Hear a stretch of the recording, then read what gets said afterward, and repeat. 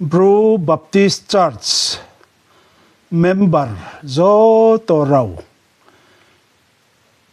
Khristo Jisu Bru Baptist Church na Bachcharinai Mumbai kheye Bru Baptist Church Bahchamo zo wai chichaih ma sal khonde mosuk paimba kheye nrau joto no hambai bai khumbai ya phayu tinio ang bo video onu phai mole bosi bu chungha bangphi Bru Baptist Church Bahchamo bosi bu chungha bangphi thamba gotio kheye bahan khele Bru Baptist Church rai samo bai Bahchamo Ortho Sakhouh ke unge thanek bang ma tongnang khna aremba gotio kheye bono tinio saspai nain kheye sa video banau se joto nai srok nain kheye angdano skang pal saing ke abongya khosni ai ni video no like by subscribe nain kheye no pal skang saing piu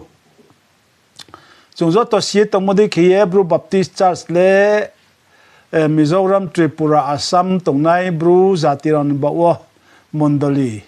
Khathoinaimthoh se aramba gote boro tongnai khezo to no palphono Bru Zatiron no bungsorong no saing piu tini bo Bru Baptist Church ya phang rai sai phaimoni ortho no sas mens pai sa ne ke chungye tongo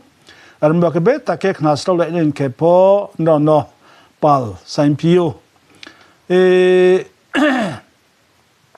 poila wole longtlai area wachini Bru Khathoinaimthoh juda wo tongnai rau no thangha wo tongmai nen kheye sai sinei bosi ba wo Bru Christian Convention himbung pha ye lai ha Jisu Khristo Khathoinaimthoh rau songsai rio abo convention soba wo je maimo day pressingya baptisingya 7-day salvation joto ko thumye abo soba no palo la ye tongo ake abo soba khemon chingye chini Bru abrok bulnai ro ni kha phangwo sauni zati ni mungwo Khathoinaimthoh sungsala nim choungmo be tha toru unye phai ha poila bacha bo Bru Christian Convention bacha phuo ni hogra rawle borau se chairman wo hogra bandai lova xmdc tuichong tlang taule pholao cha thanga vice chairman wo hogra evan maturai lunghauka bungphona pholao cha thanga ake secretary ke hogra rem joimoni tuidang tlang ta oke bbc pastor ongye pensionie sai bo tongo assistant secretary oke hogra pb balako lunghauka finance secretary o muinai sukrumoni evan teacher ti dumjau treasurer oke hogra je prola saibo sungo aboni ke bosi nei bra ungye saisni bosis ni oke tuichong klango soba tongphi habo convention abro ochi atui phangta brang style pio apuan ni chairman ke hogra malungrai darnam klangno sikhouh vice chairman ke hogra Baohha si Baohha parvatu secretary ke hogra timal somatu sentang assistant secretary ke moinela lianza wa tuichong klang ake finance secretary ke moinai sukrumon evan teacher saibo treasurer ke hogra no singrai saibo no sikhouh ke brang poila saisne bosi ba wo soba chale moke lunghauka wo se saisne bosi do oke bo saibo wo saisne bosi sni oke bo tuichong tlang wo bo tuichong tlang wo soba tongmoke March no ka satran je chichaih zorawo tongo abrowo ni kauma ke nini raizong ba ha ro ongpai sitho ongpai ni ong sitho hi hingmo mathaya song ba tang chi ma ni kaunu la ye soba chale yo abro soba wo kau sanai speaker ola mo ke Reverend Lalzuitluanga Apetow BCM sakordai pastor muza nai chom nai no nunglai wo sermon waiba sawo abono khna layo boso baw ka chi di bruzati hamme ne ni kheye nai saumo ri phor phorik phui phono sungya wo zati yo mangbai pholawo hamnim chumo mari pnu saumo hi sa wo bosi saisne bosisni soba chale payek sokhe tal thammau khe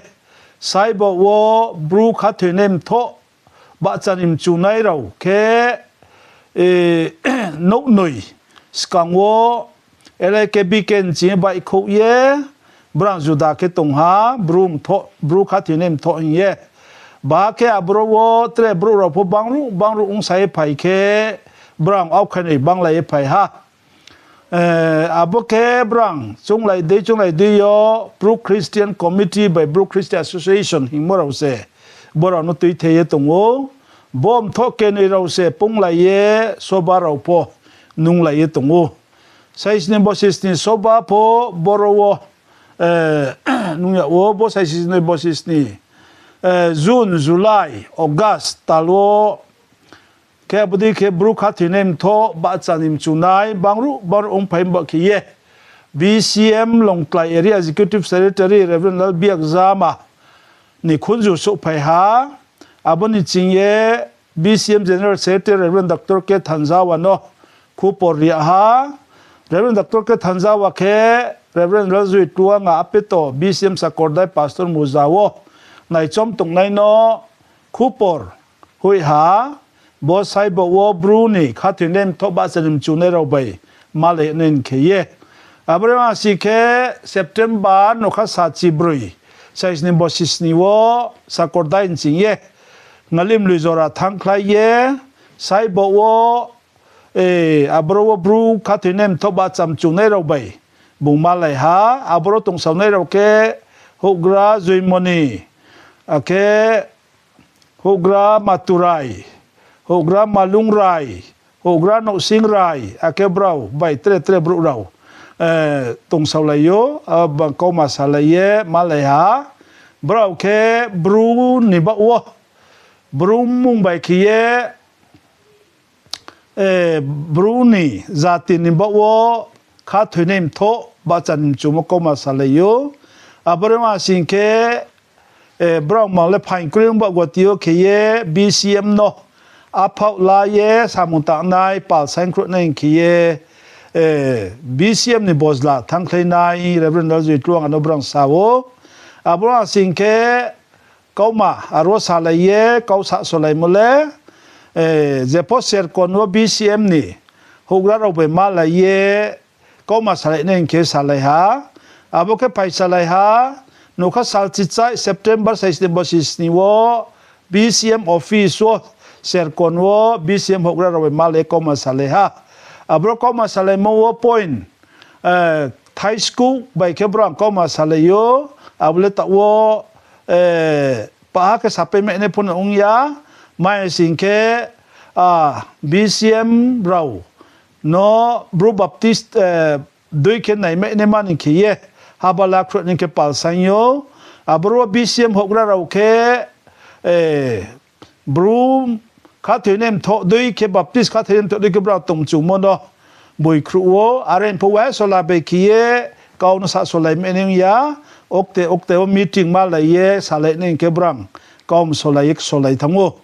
abre ke wasi ke committee BCM ro pono juda brang ma la ha kaum salai yo ke abron chi Reverend Lalzuitluanga Apetow sakordai muzawo tongnai no BCM bai Bru Khathoinaimthoh bacham chunai ro nik charwo Andra lai soyong neng kheye tuya ha aboke BCM kwa khlo bai kau sab tuin pio tre abothau phia ye yang Bru Khathoinaimthoh bacham chunai kwa khlo bai BCM bai BCC round thia pho kau sapio abreke kheye ake abone ke October talwo BCA by BCC Executive Committee Malaya sike arwo kau sa sulaimo ke jeungpo bru za baptist ba chalai mene mani kheye meeting male nai kausa solayo aboke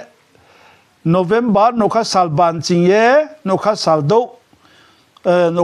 November no kha salba so usramo salke saldo meeting khna inke kausa solai ha zemon abdino November no kha salba sai bo wo hogra lalbiak dikani no BCN office ke mo hall wo meeting malaye abrowo abono kha saldo thum lai mo male mo bro thane ke za kolphe ba kawo abor za kolphe baro chung lai ye bru baptist mung phale ne mani khiye khathoinaimthoh mung phale nu ke bra chung lai ha aro chung lai mo wo mung tham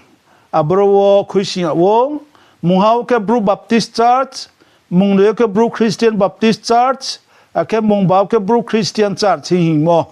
bo mung tham dol mung tham wo vote la lai ne me bru baptist church ke vote za khol pe bawor za kang khol maiyo arami bru baptist church mung bo November no kha saldo sais ne bosis ni yo mung pha ye hui le ha abron chingye assembly thum lai mo zo tok thum lai mo ngalim luyo January no kha sal chik tham satra sais ne bosis chai yo tong lai yo aruo ze reverend Lalzuitluanga no speaker okay lai pio abonike 3 March no kha sa kolphe chin ye April no kha sa no sais ne bosis school sai bo wo oti assembly on piha ake apu ke BCM raw pro ya ko ake BCM raw bai raw BBC no brown assembly lungle salem veng wo tongpu wo pro ye boy kru ha aboke sai sinoi bosi school March river wine ni mawo brang malayo are sinke abreke malaye BCM raw BBC no chaya ye pro ha sinke okte wo meeting malaye akeno khasa kolmei sai sin bosi school ke BBC Mizoram manang wo by Tripura Asamo joto tong so lai me ne mani kheye BCM raw Mizoram zaga krung tham dampareng pui ake putlunga si ake yang dokit kho khlobai tau mo kho khlobai yo ngalim luyo kheye khusai ha the dampareng pui yo khusane ke reverend Dr. ke thanjawa BCM general secretary putlunga siyo BBC khusanai ke reverend F sangvela BCM president ake ngalim le khusanai ke bo reverend Dr. Kelorin thanga BCM mission coordinator areke khusawo abreke kheye khusau pa si ke meeting oti hamala ye July no kha sal hamawo July no kha sala sai de bosisku du salwo BCM Sercon office wo BBC office temporary office khusa wo keu pa si ke abo khusa wo khusa pa si ke July no kha salje salba boro sais ni bosis ku wo special assembly ngalim luyo tongo abro wo pastor Crouchy sa la sonye tre tongnai wa karono pola sunye BBC haba la ye thango ke apuo sais de moses ku ke special assembly report ungmodi khiye BBC no muza khong school Khathoinaimthoh kolphe ba member saisi barzasni no thai jasni kurnoi no chibroi ake assembly target ke lakha kolphe school bai ke pas ye zai ungayo apu pastor la singnai rau ke probationary pastoral Anglian meska area coordinator putlunga sio tongnai pro pastors sangkhuma Sunday school in charge BBC officer konwo tongnai pro pastoral nunzira muzani pastor dan poreng pui tongnai pro pastor zo ena muzani pastor new edeno tongnai pro pastor pachia muzani pastor saibok muzao tongnai pro pastor ngam kima muzani pastor buchang phai tongnai pro pastor disi chondro muzani pastor na singpara tongnai pro pastor m sragon riang muzani pastor zetero tongnai pro pastor andrea muzani pastor parvatu tongnai pro pastor pb usoi lunghau kaw tongnai ake pro pastor zoimoni area coordinator alim lu tongnai kheye abre kheye posting banang layo ake abde kheye bbc Bahchamo le ongye thangu ke tini baile khnai woke November nokha saldo saisine bosi saisinoi bosi kolpe baoh ke BBC Bahchamo se bosi chichaih kaya thangphai nai ongye tongha aramba kheye bo BBC mondoliwo Khathoinaimthoh zo to tongso ne ken no pal sanyo BBC rau nai le number 1 wo le isor se akan number 2 wo ke member bang tongmai neng ke habala nai ke number ke thammau ke lombor ke thammau ke rang khopui chawo kam ke ha phairi nai lombor ke bremau ke tangnai ro bai member ro be tak sau thai habala nai lombor ke bamau ke je ting wo pho tong thai no cha thai no infrastructure ka ham bai kheye BBC hamen kheye BBC Khathoinaimthoh mon ke nen ke nang wo ke tra bo thau pia ye BBC le Mizoram Tripura Samo bru tongnai raw ke Bangladesh bru tongnai raw kheye tong thai zaga Khathoinaimthoh dormo tong thai zaga banau mo se zo to tong srok nen kheye pal sanyo ke kau Baohha bai kong Baohha kheye tang le nai zan tong mo zago phain thoi tang le nai chong ne nang wo areng me tini bo Khathoinaimthoh le isor phai krai hale pur thimbiyo tongne thane umba gwatio kheye zating zaga tongnai raw bom Khathoinaimthoh wo khapang khaphu ye zalaka ye isor na sium bai kheye tong srok ne ken no pal tinyo sign film se BBC Bahchamo bosi chichaih kamo khnai November nokha saldo wo palo nai zo torau no ison srabokta sorgodoka phiauye sorgon je lukha ya to hin no khaphu ye hambai ya phai phiyo khak changa